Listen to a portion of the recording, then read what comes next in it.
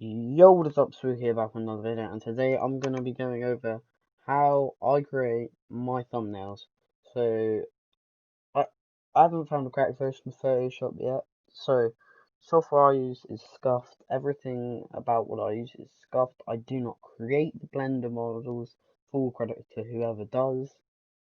I do sometimes do the backgrounds, but, so, anyway, you want to go to Google, and you want to simply type in Pixlr and type it in. This should come up. Then you're gonna click Pixlr X. It's a lot easier to handle, and you can kind of work your way around it. And then you simply want to create new, pretty much, and full HD and create. I've already put all of my images in already. So these are the three main images that I use. I use a background, a Fortnite character PNG, and the USK logo. Sometimes I use it twice, but I probably won't bother this time. Maybe I will, I don't know. So what you want to start with, make sure all of your layers are in the right position. You can check this by simply grabbing one image and seeing if it goes over. So since this is the background, it should obviously be on back, so just slip that to the back layer. And as you can see, it's behind everything, which is just what you want. Then from then on, it doesn't really matter because this logo is going to be in the very top. So we'll start with the logo. Simply shrink it down just like this, and just pop it right over to the top somewhere. Click off, and you'll see where it is. You can adjust that later if you want, but I think that's a good enough spot. And all you want to do, just drag this up and then drag it down, and then do some other stuff to it. This specific picture I've put in is quite blurry, I didn't realise, so I'm gonna go grab new photo and I'll be back in a second. So there we go, we've got a better image that is good enough. It's gonna be changed quite a lot. I'm gonna add a couple of effects that I'm gonna show you how to do, because as you can see in my thumbnails, it does not look that smooth. So what you want to do, you want to simply click on that layer. You want to go over to filter. First thing you want to do is you want to click blur, put it up as much as you want. I think about 76 to 80 is a good kind of range. It really depends on the image. Then you simply want to play around with it. Do you want this? Is this the type of video you want? Do you want it to be like a darkening? Or do you just want it to be a happy kind of thing, like so?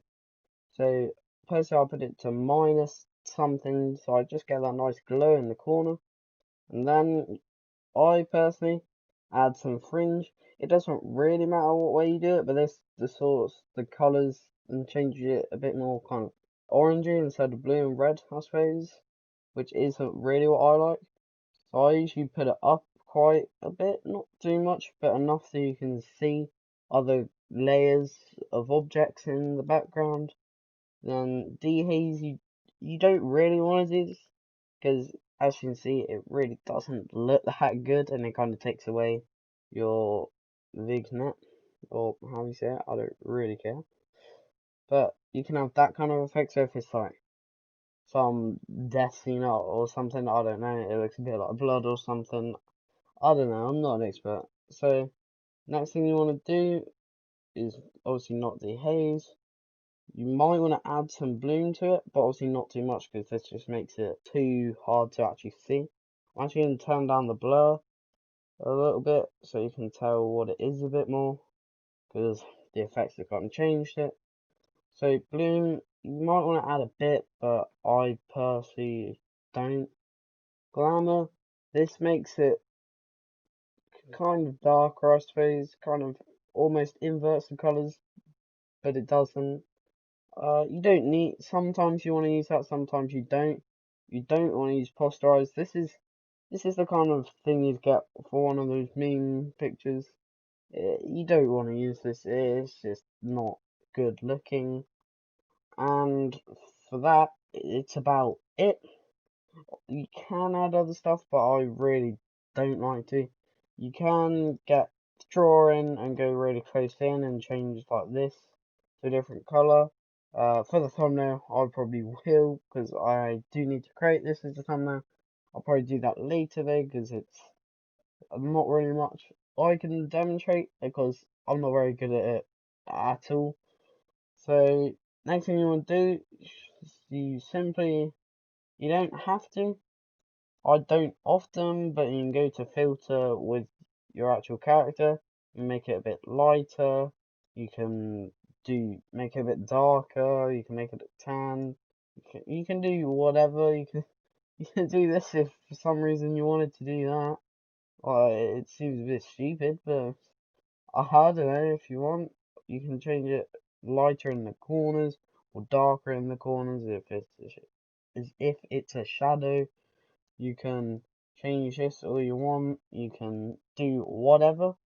As you can see, all I really did was dehaze it a bit. That's about it. Or you can just give it a bit of bloom. I think I'll just stick with that. That looks quite nice. And then you want to go over to the T for text, obviously. Want to add new text. Don't worry about what it says, because you can simply change that. So I'll put in my text. How to create thumbnails.